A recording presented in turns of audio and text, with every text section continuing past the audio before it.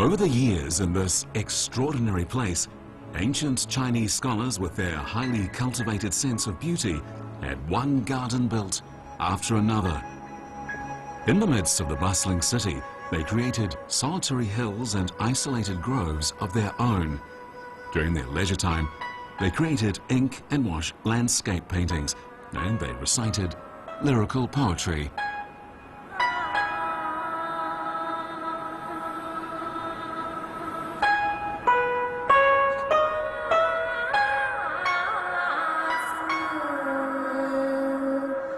During this period, the most beautiful melody resounded in these gardens. Chinese people regard this place as paradise on earth and the gardens as everyone's spiritual home.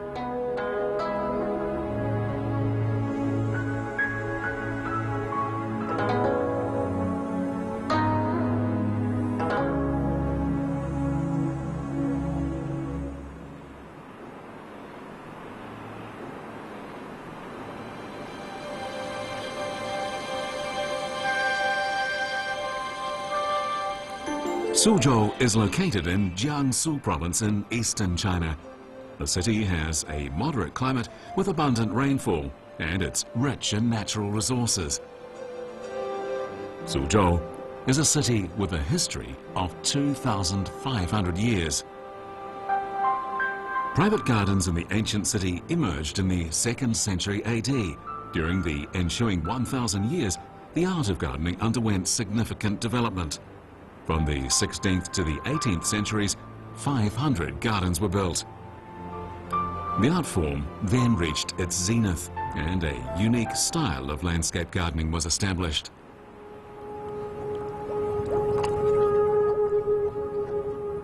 This stretch of water provides a natural screen for the garden, but it still affords a glimpse of the landscape within it. The layout of the Great Wave Pavilion is exceptional.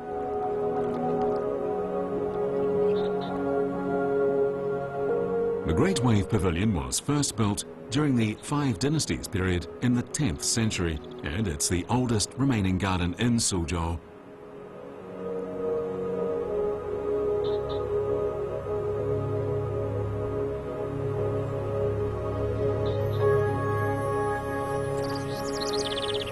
At the water's edge, by the double corridor, people can enjoy the scenery of the garden.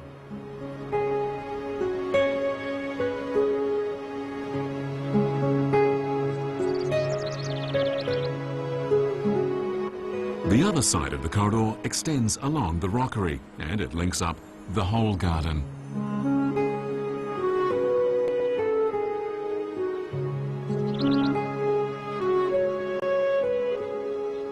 A patterned wall decorated with open-work windows divides the corridor lengthwise. This corridor, a masterpiece of its kind, rises and falls along with the terrain. The focal point of the garden is the Rockery. Atop it is an old-fashioned pavilion named the Great Wave Pavilion. The garden's named after it.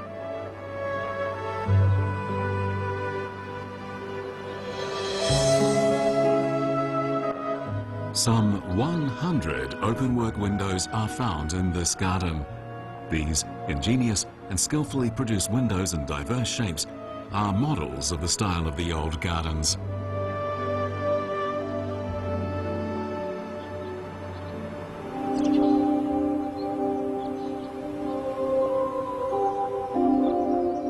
Here and there can be seen bamboo groves. Graceful buildings stand throughout the garden.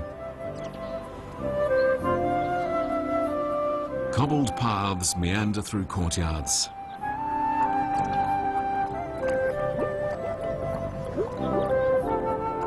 Carp swim in a green pool.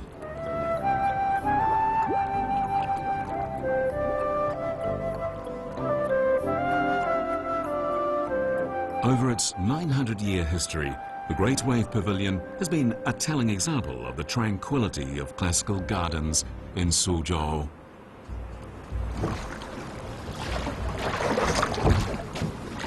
Here, one can easily imagine a friend with a gift coming to the pavilion from afar by boat, perhaps to play a game of chess.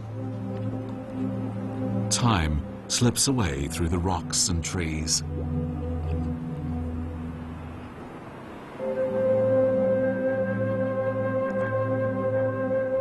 In these gardens, Chinese scholars pondered the ups and downs of life and history's greatest achievers.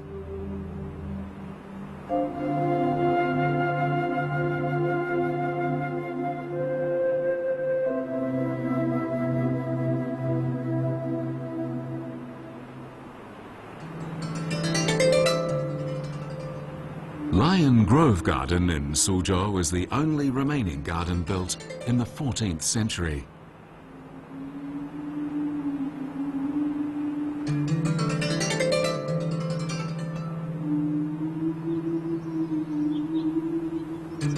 It was built by a Zen Buddhist monk to commemorate his teacher.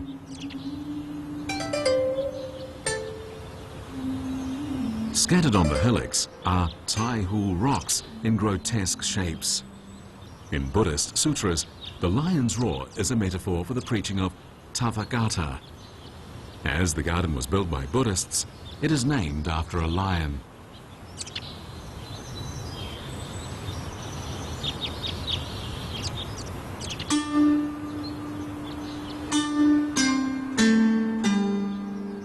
Heaping up rocks to make a mound, as seen here, is one of the most important techniques used to mimic natural scenery in Suzhou's classical gardens.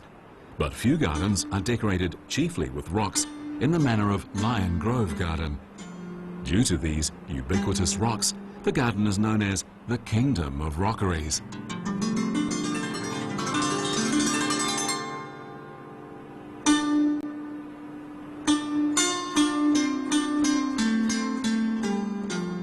This building, hidden in the Rockery, reveals its profile with 8 upturned eaves.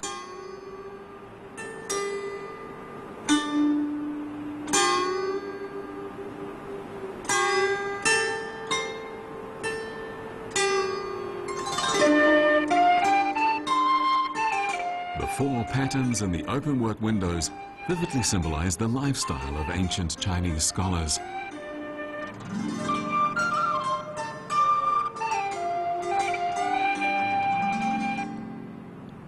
Lion Grove Garden uniquely blends the grandeur of mountains and rivers with the beauty of the garden.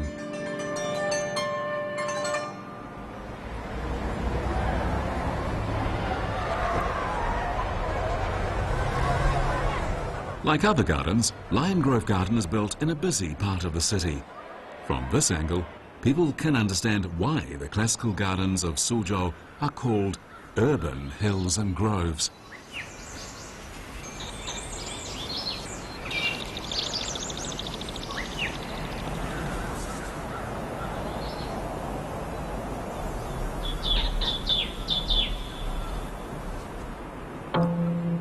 It is said that several hundred years ago, monks sat in meditation here.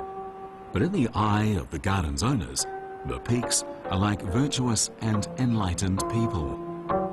They often lit incense among the peaks and meditated upon life and death in the secular world and reincarnation in the next.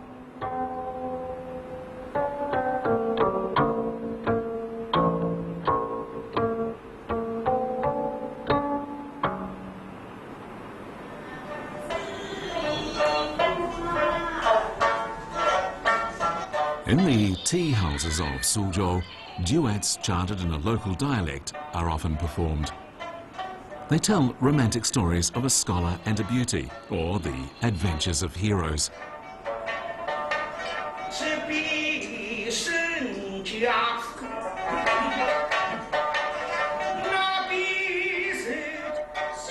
Pingtan is a fascinating ancient storytelling art combined with ballad singing. It's performed in the Suzhou dialect.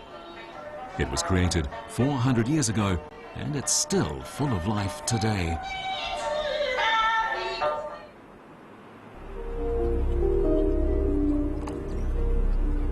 The humble administrator's garden, first built in the early 15th century, covers 5.2 hectares. It is the largest of the existing classical gardens in Suzhou. The eastern section of the garden manifests idyllic scenery. The riverbank and groves are sparsely studded with buildings.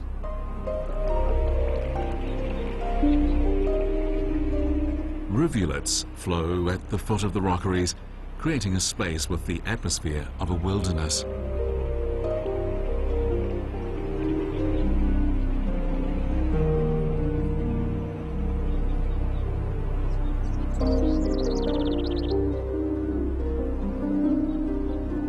The highlight of the garden is the middle section.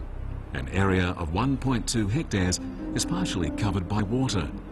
Varied buildings in a simple style are arranged near the water's edge.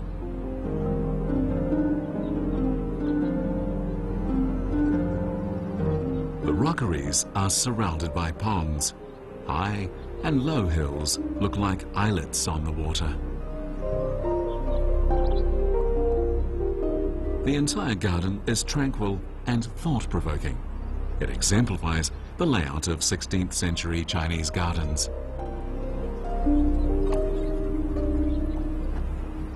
A marble boat on the water's surface is a special form of architectural structure in ancient China. This one is known as Fragrance Isle.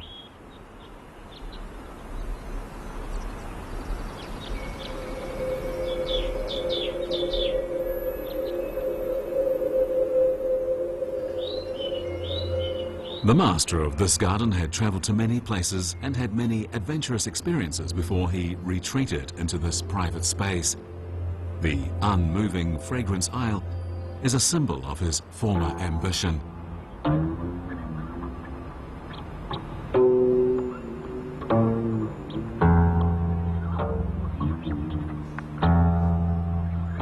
On the platform of Fragrance Isle is an ancient Chinese zither. Playing the tune Lofty Mountains and Flowing Rivers on a misty isle can be a way of recalling the past, of venting the player's emotions, and of finding consolation in music. This melody resounded for a long time over the artificial landscape here, and finally died down as an epilogue of the ancient gardening arts of Suzhou.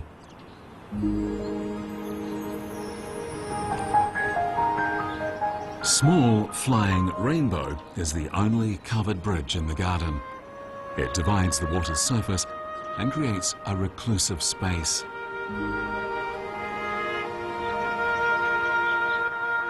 The Mountain and View Tower is surrounded by water on 3 sides. 2 zigzag bridges link up the north and the south areas of the pool. It was here that the owner of the garden and his friends gathered to recite poems and create lyrics. Within the wide open space of the garden are some divided and sheltered small yards. Building enclosures within the gardens was a typical Suzhou feature. Having passed through a moon-like gate, one can enter the western garden of the humble administrator's garden. It is a small, delicate space.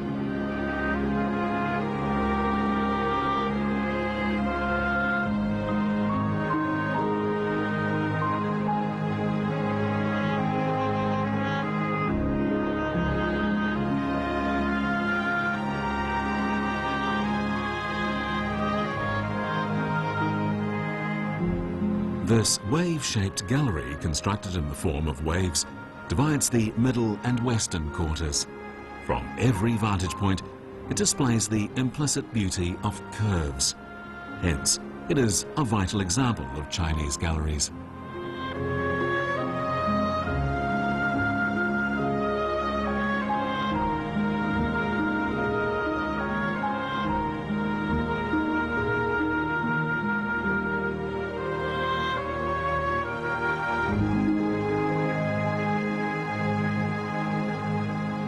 The humble administrator's garden epitomizes the common history of Suzhou's classical gardens.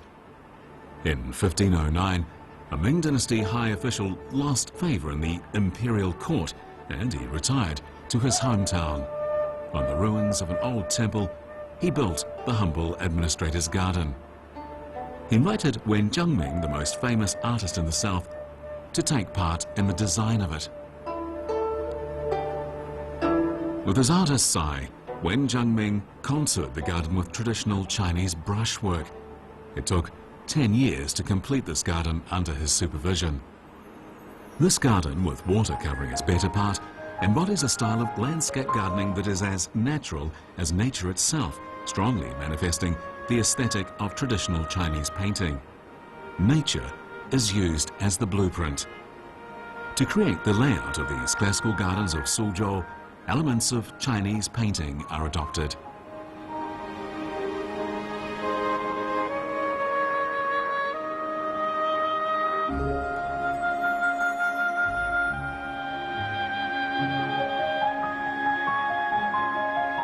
The hall of 36 pairs of Mandarin ducks in the humble administrator's garden is the primary feature of its western garden. It has a tasteful, luxuriant look. The window panes around the buildings are comprised of white glass with blue diamond patterns. Different windows offer different views.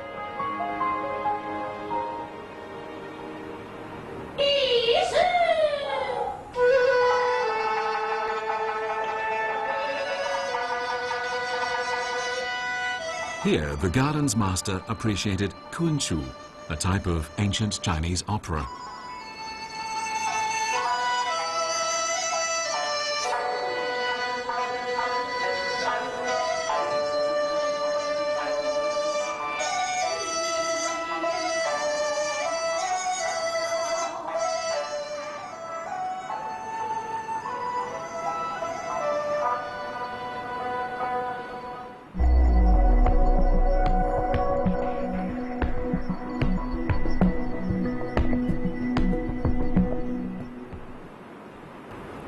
From the 14th century on, many artists participated in the construction of gardens.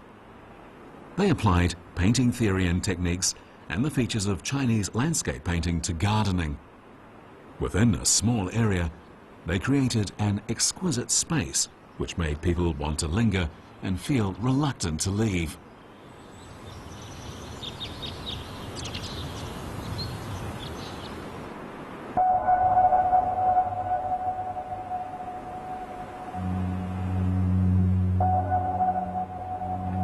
This huge rockery, consisting of cliffs, caves and valleys, covers an area of nearly 340 square meters. It vividly mimics the mountains of nature, and it presents capricious faces when viewed from different angles.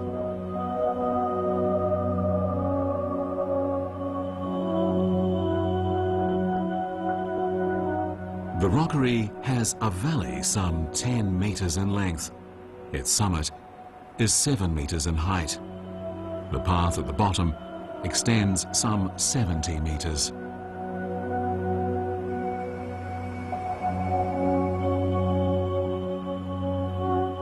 This large rockery is surrounded by water on 3 sides. It was built in the 18th century and covers half of the area of a mountain villa. It is an example of the technique of rockery building and demonstrates permanent artistic qualities. It is regarded as the finest artificial rock hill in China.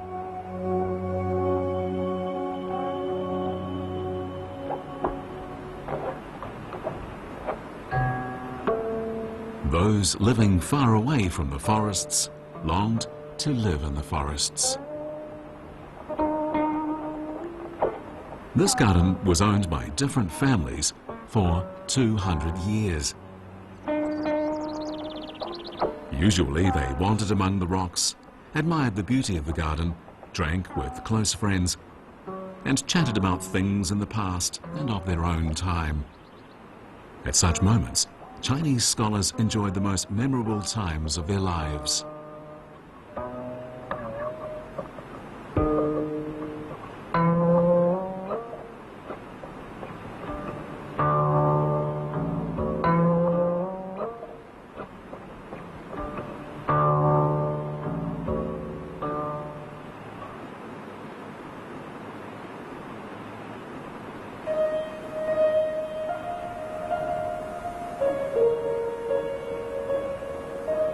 The 2-hectare lingering garden is the most exquisite of the classical gardens in Suzhou.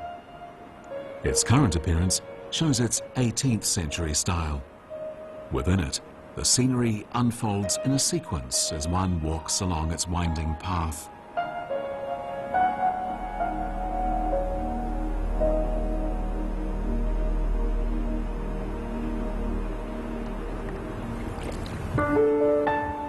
At the center of the garden, there is a pond.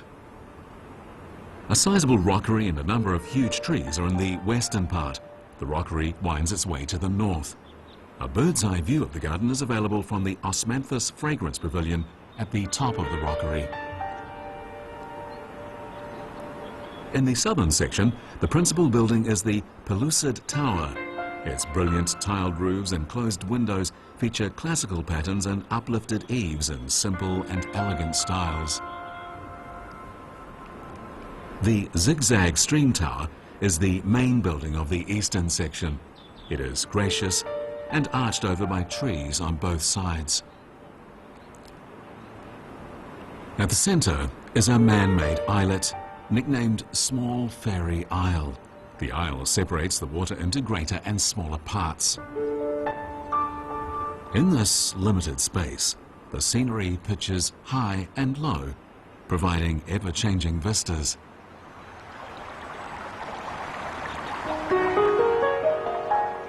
At the foot of the rockery are 2 mounds of rocks with water flowing in between, like a valley between mountains. It is said that the mounds were piled up by a notable painter.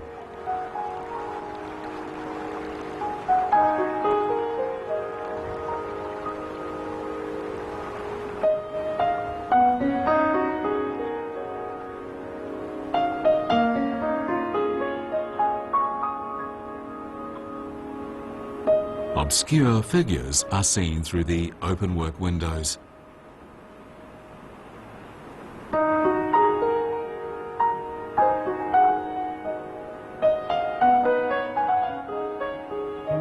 The 700-meter zigzagging corridor rises and falls with the terrain.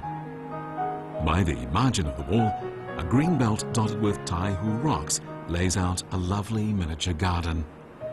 This is the typical way of building corridors in the classical gardens of Suzhou.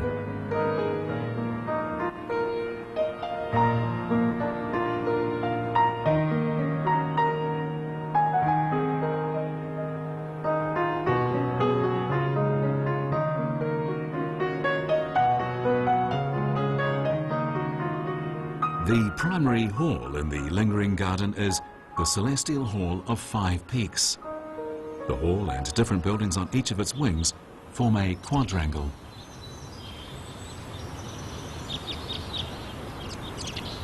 The 6.5-meter cloud-capped peak is the biggest single Taihu rock in the classical gardens of Suzhou.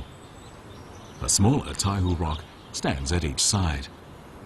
This composition exposes a peculiar beauty residing in nature, and it creates a wonderful scene.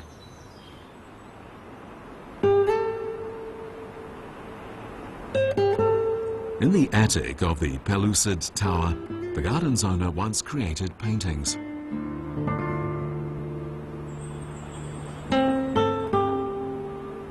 Siwan paper, a brush and ink, a refreshing breeze, and the delightful scenery contributed to a wonderful environment for Chinese scholars to ponder and interpret the meaning of life.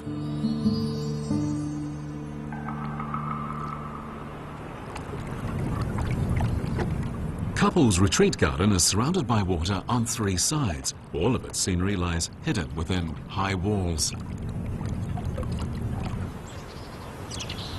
Yellowstone's Rockery is another showpiece of Suzhou's classical gardens. It's surrounded by water on 4 sides. Its appropriate dimensions and varied heights harmoniously coexist with the surroundings.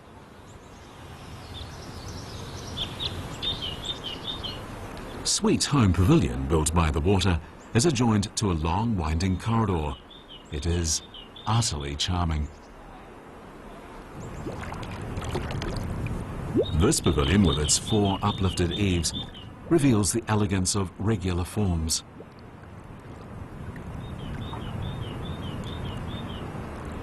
Sitting in the pavilion, the beautiful lake and mountains come into view.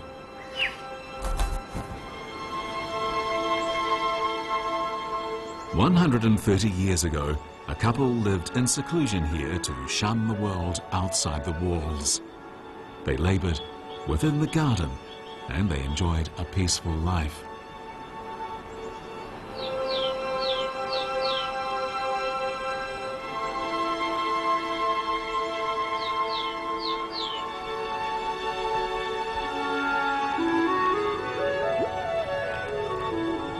Nostalgic for her hometown, the hostess had a high tower built at a corner adjacent to a waterway. This is the Tower of Listening to Splashing Water. Next to the Ladies' Tower is her husband's Quay Star Pavilion. The two are opposite each other, but linked within.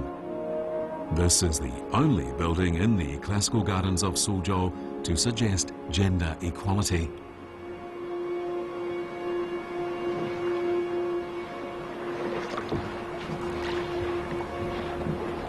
One wonders what the mood of the hostess was when she heard the splashing of oars beyond the garden.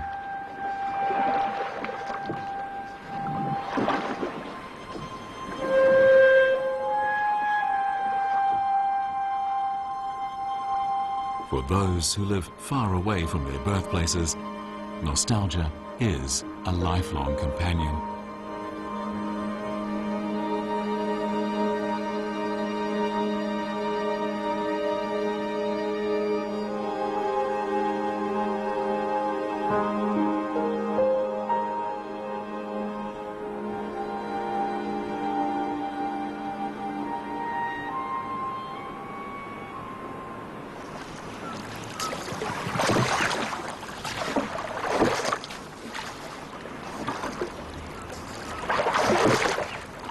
The town of Tongli near Suzhou displays the typical scenery of the lower reaches of the Yangtze River. A classical garden here was first built in the 19th century. With water at its center, all the buildings of the Garden of Quiet Meditation are close to the water's surface. It seems that the whole garden is floating on water. This boat-like structure is made of marble. It's supported by rocks and it's flush with the water's surface, as if navigating on the sea. In the old days, boats were a major means of transport in this region, so a love for boats is a prominent feature of the local culture.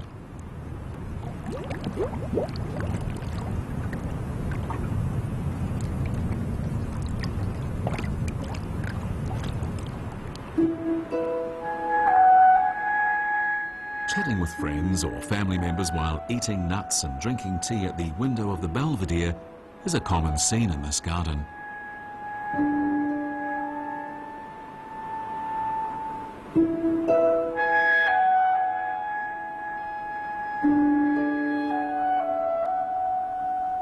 At the prow of the marble boat, a pretty girl once played the xiao, a vertical end-blown flute, in harmony with a young man playing the side-blown bamboo flute.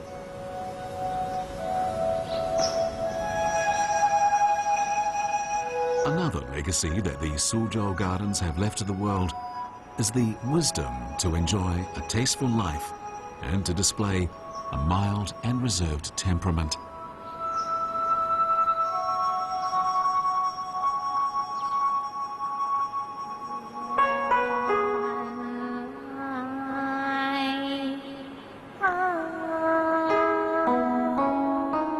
The classical gardens of Suzhou have created a poetic wonderland, a wonderland that expresses the spiritual longings of Chinese literati.